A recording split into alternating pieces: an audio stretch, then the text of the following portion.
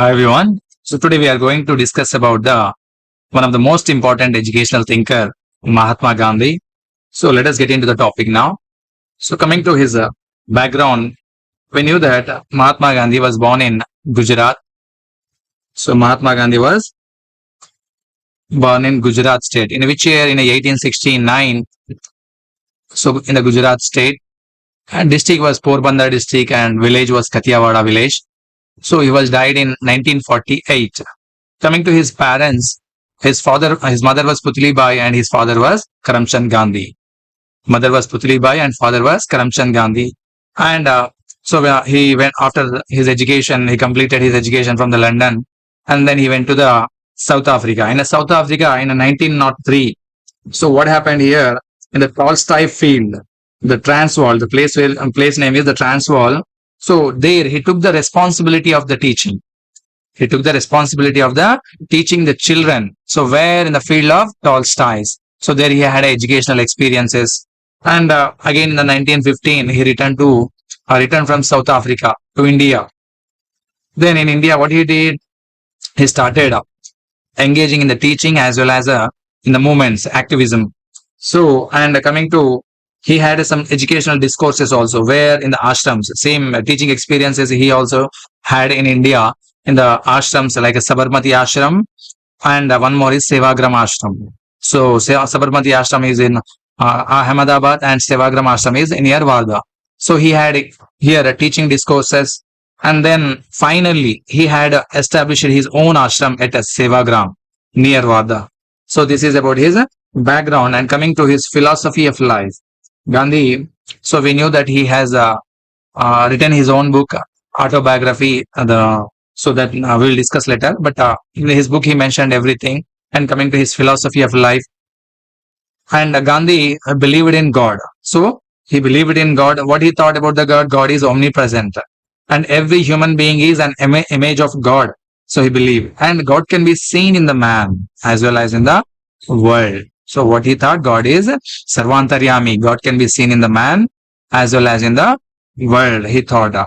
So God is nothing but personification of truth, love, life, light, creator. These all synonyms he gave about the God. And coming to, he had his, what is that philosophy? He believed in truth, ahimsa, and love, sacrifice, his philosophy of life. These things he followed. We knew that whoever read the Movement of Gandhi, so these things will come to know. And what he said about the truth is the ultimate goal of life is truth. So ultimate goal of life is truth. Pursuit of the truth is the goal of life, he thought. It is one kind of internal energy. And truth is like a path to the desire to see the truth and the goal of divine vision. He explained about it. And coming to ahimsa, ahimsa means, we knew that ahimsa means non-violence.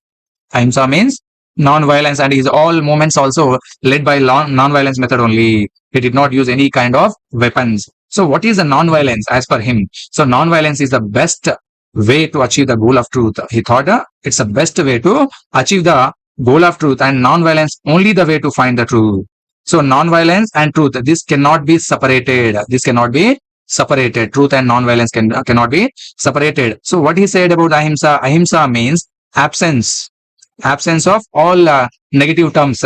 What is that? Hatred, anger, pride, ill feeling. So these all, absence of hatred, anger, pride, ill feeling, these all means non-violence. So Gandhi described about ahimsa. And coming to the love, what is love? So coming to Gandhi, he had a complete love for humanity. So he had a complete love for humanity. And what he thought, love is the essence of morality. So without love, no morality. So without love, it is impossible to have morality, he thought. And the most important religion a man can practice. So we have many religions. We have many religions, but the most important religion man can practice with only three things. What is that? First one is the love, and the second, ahimsa, and the third one is true. So these three things, if you follow, any religion is not required. Means every religion says same things. So as per that, he said only man can practice only one religion with love, ahimsa, truth. If you follow this one, so you can reach to the God, he believed. And coming to the sacrifice, sacrifice means satyagraha. So practicing non-violence. Sacrifice means practicing non-violence is called as a sacrifice. And what he said, it means to suffer one's own pain. It means suffer one's own pain. means without causing to pain others. So that is called as a sacrifice. In his opinion, what is that? We should not cause to pain others. We should suffer our own. So that is what he said about the sacrifice. And I'll go to the next slide, coming to the educational philosophy. So what is educational philosophy here? So Gandhi, he has written his own autobiography. As I said that my experiments with the truth, nearly 40 years of life he had, whatever the experiments he made, what he says, discover the truth through experiments and test. He believed that truth can be discovered through what? Through experiments and test. So he believed. And with that, based on that only, he wrote one book, his own autobiography.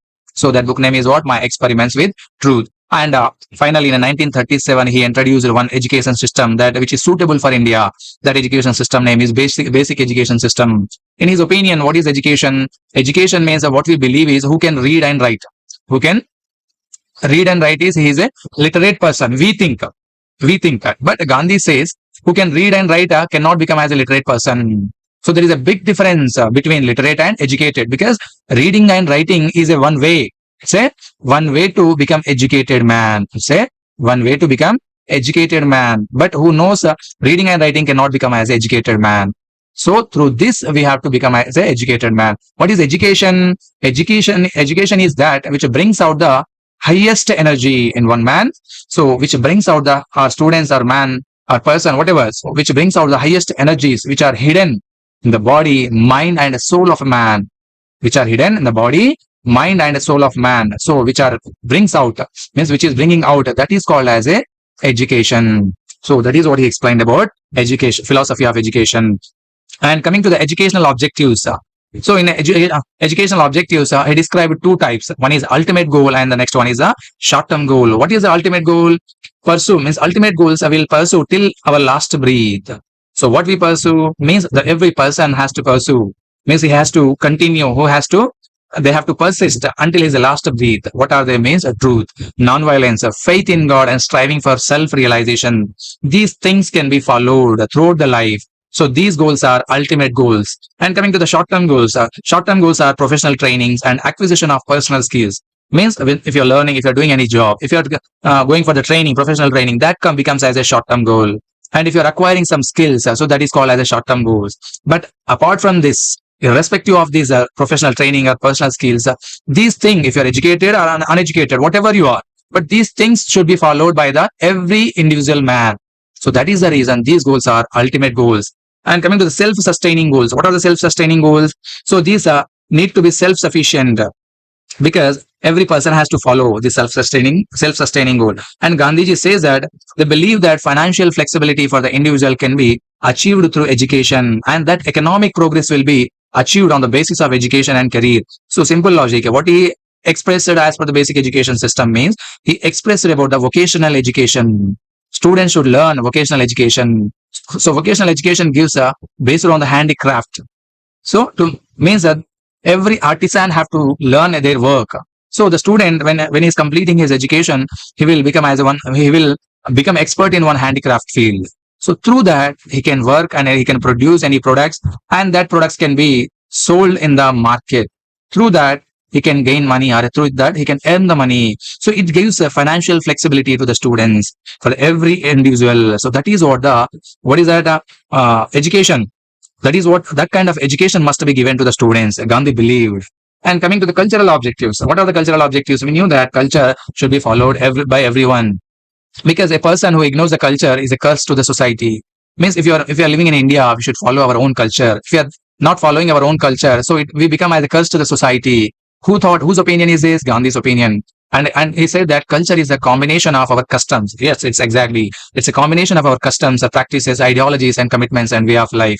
Yes, the way we speak or dress, behave in every small way reflects our culture. We speak sometimes that the person who lives in foreign countries, they reflect our countries. What is that? Behavior. So that speaks, their behavior speaks our Indian culture. And he gave best quote about our culture. What is that? The education is one vehicle. The vehicle called education means education is one vehicle and our culture is passenger. So through this word, we have to constantly transport it to the stations called shows. So this quote given by the Gandhi. And coming to the purpose of construction of character or Sheila, whatever you call. So what is character?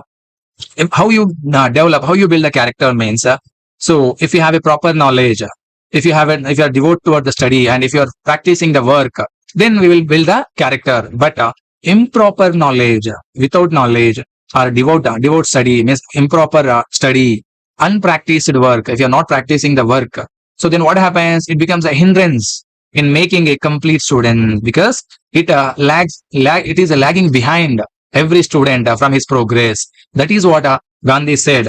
Every person should not only develop his intellectual, physical, and mental abilities, but also grow into a person of a good character. So then only what happens, our purpose of construction of character means through our education will be fulfilled. And next, all-round development. How all-round development can be done? Attitude of thought. Education is to bring out the physical and spiritual good in a person. So what is education? Our attitude of thought, our education, is to bring out the physical and spiritual good. Means finally, ultimately, education should develop good qualities in a person. So then only all-round development can be done. And not only that, he believed, what is that? Earlier, ancient education was based on 3 R's, but Gandhi, what is that? Believed in 3 H's. What are the 3 H's? One is hand, one is heart, one is head. So these things, the child, head, heart, hands, these should be trained to develop all-round development. So to have a all-round development, hand, heart, and head should be trained. So he believed in a 3 H's, and he followed Pestology, John Dewey and Tagore beliefs. He followed Pestology and John Dewey and Tagore beliefs. And the basic education system, he discussed about syllabus also. What kind of syllabus should be given to the students? So mainly the medium of instruction. So that medium of instruction should be mother tongue, not the English or any neighbor language. So instead of that, teach the student in a mother tongue. Then only his culture, civilization, traditional knowledge can be, it can be gets used by the student. Means even not only that, student can be involved easily with his mother tongue only. And sociology subject also should be taught. What is sociology? So which explains about the different periods, which explains about the knowledge of different periods, different cultural developments, and the government policies, cultural, physical, and environment subjects. Things are. So that can be called as a sociology. Means students should be taught the sociology subject, and other curricular subjects also he discussed. Mainly music and dance, because music and dance makes a student very active, very attentive. So the music and dance should be involved in the academics. And apart from that, zoology, physiology, chemistry, health science, agriculture, spinning, carpentry, cardboard works, metal works, leather works should be the center of education. Through this only, what is that? The student can learn the handicraft works. He can learn the handicraft works. Means vocational education will be fulfilled. And teaching methods. What kind of teaching methods the teacher has to follow? Education through vocational education. Just now we discussed, because through the vocational education only, student will have the productive work. When the student is studying 6 to 14 years, nearly 8 years of period, so he will learn the handicraft works through the vocational education. And finally, when he learn the handicraft work, he'll start doing the productive work. And with the productive work, what should be involved? Science and mathematics and languages also can be taught in a coordinated way. Means these all can be taught in a coordinated way. Then only student will become intellectual. And education by doing. Yes, education. What kind of education we must give? So active education, activity based education, like actions and experiences, crafts and games. As we discussed now, the student has to learn handicraft work, and along with the subjects. How he learns with the actions and experiences. When he is given a crafts work, and when he is involved in the games, then only these all subjects can be learned. And his medium of instruction, as already we discussed, what is that? Mother tongue. It must be mother tongue. And coordinating method, same topic again. These all must be correlated with his profession, not fragmented. We should not teach in the pieces. Education must not be in the pieces. It must be what kind of? It must be in an integrated manner. It must be in an integrated way. Then only student will learn easily. And coming to the movement method, what is movement method? Student must be given activities. What kind of activities? Making salt, digging a well, organizing a model parliament. So these activities, when students if it is given to the student, then they will have the movement.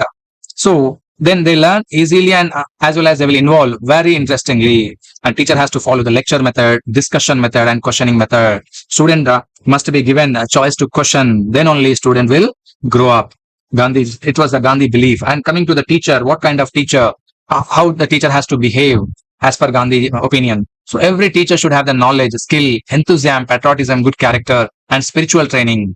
So then only the teacher will become as a good teacher. So he should sacrifice his life. Gandhi said he should sacrifice his life only for which field? Teaching profession. Then he becomes a good teacher. The ideals of truth and non-violence should be observed. So whatever Gandhi philosophies are there, truth, non-violence, and love, sacrifice. So these all must be followed by the teacher also. Then, and not only what he said, the virtues which one wants to develop in the student. As a teacher, what things want to develop in the student? What are the qualities we want to develop in the student? So that qualities we must have first as a teacher. Then student will follow. You will become to the role model to the teacher, students. And discipline, about the discipline, what he said, a disciplined person is a great boon to the society. So discipline is the process of thinking for oneself and shaping oneself. If we do not have the discipline, what happens? It affects to our society as well as our nation also. So we must have a discipline, Gandhi believed. And coming to the basic education system in 1937, after 40 years of four decades of experience, in 1937, through the Harijana Patrika, he introduced one education system which is suitable to India, So that what is that basic education system? And it has another names also, Pratipadika Vidya Vidhanam or Vardha Vidya Vidhanam, Nai Talim. So basic education system can be called as a Pratipadika Vidya Vidhanam, Vardha Vidya Vidhanam, Nai Talim. And this education system, when it was announced, means there was a meeting, All India National Education Conference. It was held at Vardha on October 22nd and 23rd, in which year? 1937. On that day, in this conference, so Gandhi wanted to introduce the basic education system in India, which is suitable to Indian citizens. And for this committee, who was appointed? Dr. Zakir Hussain was appointed. And what is basic education system? What were the things involved in this? Means free compulsory education. Student must go to the school from 6 to 14 years of age, nearly 8 years of education. They made a plan for primary and secondary education. To make the success of democracy. The primary education must be done by the student.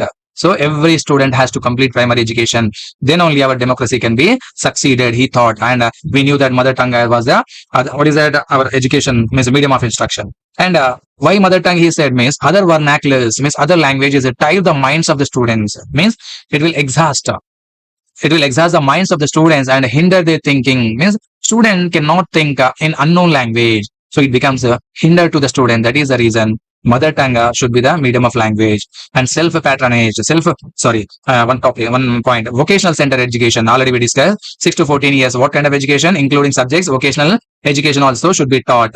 Self-patronage means student learn by earning, and earn by studying or learning also we can call, earn by studying or learning also we can call it. So while learning only, what we have to do, we have to earn. As we said that this 8 years of time, student has to learn any handicraft work which is suitable to his life. And because before independence there was a food problem in Indian country, so there was economical growth was very less, and we were unable to maintain our schools and educational centers, institutions. So that is the reason Gandhi wanted to introduce the vocational education, centered education. Through this, students will become expert within 8 years of time. They will become expert in any handicraft work. They will start producing products, and that products will be sold in the market. And that profit will be used for what? Expenses of the school and the teachers, to give the salaries to the teachers. It can be used to the teachers. And he believed in ideal citizenship also. Every student should become as a ideal student. So then only our country will become ideal country. Every student, every citizen of the country should have the ideal values. Through this, our country, our nation will progress.